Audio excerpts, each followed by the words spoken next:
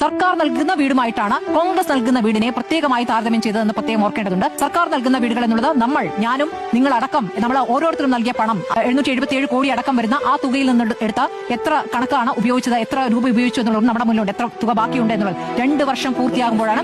ഞാൻ പൂർത്തിയാക്കട്ടെ. ഞാൻ പറഞ്ഞു തുടങ്ങിയിട്ടേ ഉള്ളൂ. ഡോക്ടർ അരുൺ അസ്വസ്ഥനാകാതിരിക്കും. അപ്പോൾ ആ വീടിന്റെ പണി പൂർത്തിയായി എന്ന് പറയുമ്പോൾ 178 വീടുകളാണ് ഇപ്പോൾ പൂർത്തിയായിരിക്കുന്നത്. 400-ലധികം വീടുകൾ പൂർത്തിയാക്കാനുണ്ട്. 178 വീടുകൾ പൂർത്തിയായി എന്ന് പറയുമ്പോൾ ആ വീടിന്റെ ദൃശ്യങ്ങൾ നമ്മൾ കണ്ടതാണ്. ആ താക്കോൽ കൊടുക്കുന്നതിനുള്ള അത്തിരക്കം നമ്മൾ കണ്ടാണ്. ആ വീടുകളിലേക്ക് താമസം തുടങ്ങാനായ സംവിധാനമായ വീടിലേക്ക് പ്രവേശിക്കാനാവുമ്പോഴാണ് വീട് നൽകിയെന്നത് പൂർണ്ണാർത്ഥത്തിൽ ശരിയാവുക. അപ്പോൾ 178 വീടുകളിലും താമസിക്കാൻ കഴിഞ്ഞിട്ടില്ല. ഒരാൾ പോലും താമസിക്കാൻ തുടങ്ങിയിട്ടില്ല സർക്കാർ നൽകിയ വീടിൽ എന്നുള്ളതാണ് ഏറ്റവും പ്രധാനപ്പെട്ട വസ്തുത.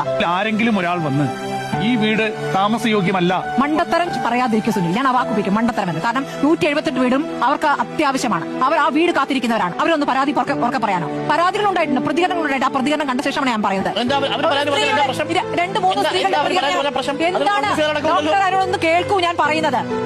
ഞങ്ങൾക്ക് വീട് പൂർണ്ണമായും ഞങ്ങൾക്ക് താമസിക്കുന്ന യോഗ്യമായി കിട്ടിയിട്ടില്ല. ഞങ്ങൾക്ക് ആശങ്കയുണ്ട്, എപ്പോഴാണ് കയറി താമസിക്കാനാവുക എന്ന ആശങ്കയുണ്ട് എന്ന് സ്ത്രീകൾ പറയുന്ന പ്രതികരണം ഞാൻ കണ്ടു. അതിന്റെ അടിസ്ഥാനത്തിൽ രാഷ്ട്രീയ പാർട്ടികളുടെ പ്രതികരണമല്ല, സ്ത്രീകൾ പറയുന്ന, അവിടെ വീട് കിട്ടിയ ആളുകൾ പറയുന്ന പ്രതികരണം ഞാൻ കണ്ടു. ആ 178 വീട് താമസ യോഗ്യമാകുമ്പോഴാണ് വീട് കൈമാറിയെന്ന് പൂർണ്ണാർത്ഥത്തിൽ ശരിയാവുക. ഇനി പറയട്ടെ, പണി ഇഴയുന്നതും പണി വേഗത്തിലാകുന്നതും ഒക്കെ പ്രത്യേക ഘട്ടത്തിലായിരുന്നു. ഇതൊക്കെ തന്നെ മാധ്യമങ്ങൾ പുറത്തു പറഞ്ഞ ഘട്ടത്തിലാണ് വേഗം കൂടുകയും ചെയ്തത്.